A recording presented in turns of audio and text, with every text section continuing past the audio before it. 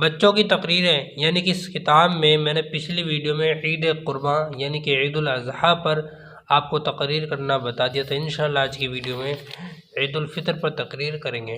تو ویڈیو کو شروع کرنے سے پہلے اگر آپ چینل پر نئے ہیں تو چینل کو ضرور سبسکرائب کر لیں، شیئر کر دیں، لائک ضرور کریں۔ چلیے شروع کرتے ہیں۔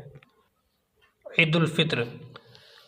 بسم اللہ الرحمن الرحیم، نحمدہ ونصلی علی رسولہ الکریم، اما بعد فاعوذ باللہ من الشیطان الرجیم، بسم اللہ الرحمن الرحیم۔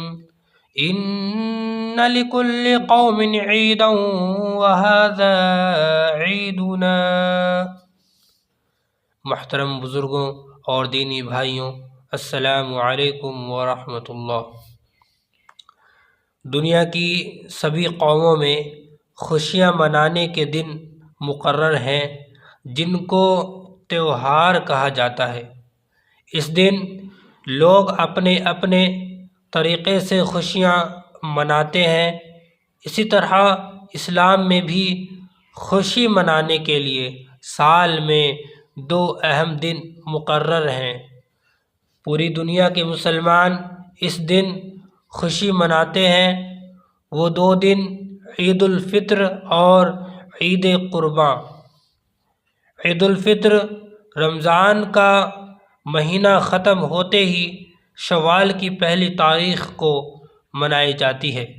رمضان کے پورے مہینے میں مسلمان روزے رکھتے ہیں، قرآن پاک کی تلاوت کرتے ہیں اور تراویح میں قرآن پاک سنتے ہیں۔ پورے 30 دن اس طرح گزارنے کے بعد عید یعنی خوشی اور شکرانے کا دن آتا ہے۔ اس دن روزہ رکھنا منع ہے۔ اس میں شک نہیں کہ عید کا دن خوشی کا دن ہے، ایسی خوشی کہ جس کی کوئی مثال نہیں، کیونکہ اس دن سب لوگ خوش ہیں۔ ایسا نہیں کہ یہ خوشی کسی کو دکھ دے کر حاصل کی گئی ہو یا اس خوشی کی وجہ سے کچھ لوگ رنجیدہ ہوں۔ نہیں، ایسا نہیں۔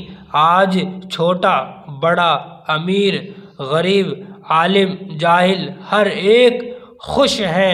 ہر ایک صبح صبح غسل کر رہا ہے، اپنی حیثیت کے مطابق نئے کپڑے پہن رہا ہے، اپنے بچوں کو بھی نئے نئے کپڑے پہنا رہا ہے، خوشبوئیں لگا رہا ہے، جس کو بھی دیکھ رہا ہے مسکرا کر دیکھ رہا ہے اور خندہ پیشانی سے مل رہا ہے، سب خوشیوں کی بارش میں نہا رہا ہے۔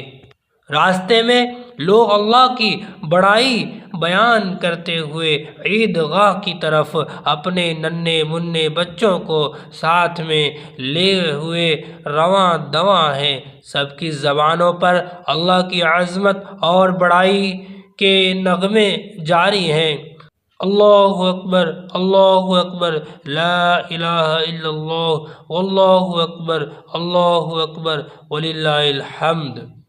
ترجمہ: اللہ بہت بڑا ہے، اللہ بہت بڑا ہے، اللہ کے علاوہ کوئی عبادت کے لائق نہیں، اور اللہ بہت بڑا ہے، اللہ بہت بڑا ہے، تمام تعریفیں اللہ ہی کے لیے ہیں۔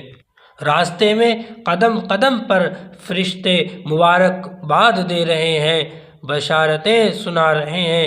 آسمان پر اللہ عز و جل فرشتوں کے درمیان ہمارا ذکر کر رہا ہے، فرشتوں کو گواہ بنا کر سب کی مغفرت اور بخشش کا اعلان کر رہا ہے۔ عیدگاہ میں سب لوگ ایک ساتھ عید کی نماز ادا کرتے ہیں، اپنے آقا کا شکر ادا کرتے ہیں کہ مالک یہ تیرا ہی فضل و کرم اور احسان ہے کہ تو نے اتنا مبارک مہینہ ہم کو عطا فرمایا کہ جس میں تیری رحمت اور بخشش کے دروازے کھل گئے تھے، اعمال کا اجر تو نے 70 گنا بڑھا دیا تھا، تو نے شب قدر جیسی عظیم رات عطا فرمائی جو کہ 1000 مہینوں سے افضل ہیں۔ نماز ادا کر کے تمام مسلمان ایک دوسرے سے گلے ملتے ہیں۔ بہت سے مسلمانوں میں آپس میں بول چال بند ہوتی ہے۔ عید کے دن جب ایک دوسرے کا سامنا ہوتا ہے تو سارے گلے اور شکوے بھول جاتے ہیں اور دونوں گلے مل جاتے ہیں۔ پہلے سے بھی زیادہ محبت آپس میں پیدا ہو جاتی ہے۔ لوگ اپنے رشتہ داروں اور عزیز و اقارب سے خوب ملاقاتیں کرتے ہیں، اپنے اپنے گھروں پر سوئیاں بنوا کر کھاتے کھلاتے ہیں۔ اللہ نے جن لوگوں کو مالدار اور صاحب نصاب بنایا ہے ان کو حکم دیا گیا ہے کہ اس موقع پر صرف اپنے گھر والوں کی ہی خوشی کا خیال نہ رکھیں بلکہ اپنے پاس پڑوس اور رشتہ دار و خاندان میں بھی دیکھیں کہ کچھ لوگ ایسے تو نہیں ہیں جو کسی مجبوری کی وجہ سے کپڑے نہ بنوا سکے یا عید کے دوسرے انتظامات نہ کر سکے۔ ایسے لوگوں کی دیکھ ریکھ کے لیے ہر مالک نصاب کے اوپر صدقہ فطر واجب کر دیا گیا ہے۔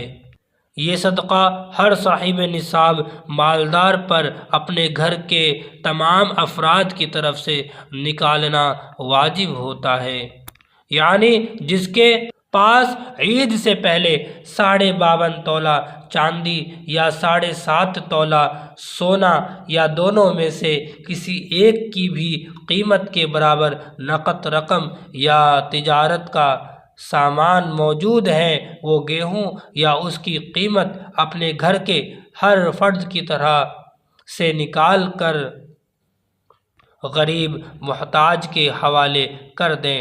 بہتر یہ ہے کہ عید سے پہلے ادا کر دیں تاکہ غریب بھائی اور اس کے بچے عید کی خوشیاں اچھی طرح منا سکیں۔ دوسری قوموں کی طرح ہمارے یہاں خوشی منانے کا انداز الگ ہے۔ ہمارے یہاں خوشی کے موقع پر ناچ گانا، ہنسی مذاق، بیہودہ حرکتیں، طنز فضول خرچی، چراغاں، جشن، پارٹی، تقریب، شور و غل کچھ بھی نہیں ہے۔ اس خوشی کے موقع پر اپنے بھائیوں کی غمخواری ہے، اس سے ہمدردی ہے، آپس کے ٹوٹے ہوئے دلوں کو جوڑنا ہے اور لہو و لعب کے بجائے اللہ کی بارگاہ میں شکرانے کی نماز ادا کرنا ہے، اس کے سامنے رونا اور گڑ گڑانا اور اپنے گناہوں کی معافی چاہنا ہے۔ لیکن نہایت افسوس کا مقام ہے کہ آج مسلمان بھی دوسری قوموں کی طرح خوشیاں مناتا ہے۔ عید کے اس مبارک موقع پر مسلمان اپنے واسطے اچھے اچھے ڈیزائن دار اور فیشن والے کپڑے بنوا کر اپنے غریب بھائیوں پر اپنی برتری دکھاتا ہے۔ رمضان المبارک میں روزے کے ذریعے ہم کو یہ تعلیم ملتی ہے کہ بے حیائی اور برائی کے قریب بھی نہ جائیں، لیکن دوسرے ہی دن سنیما تھیٹر اور بازاروں میں ہم اپنا وقت گزارنے لگتے ہیں اور اس طرح خوشی مناتے ہیں کہ نماز وغیرہ بھی قضا ہو جاتی ہے۔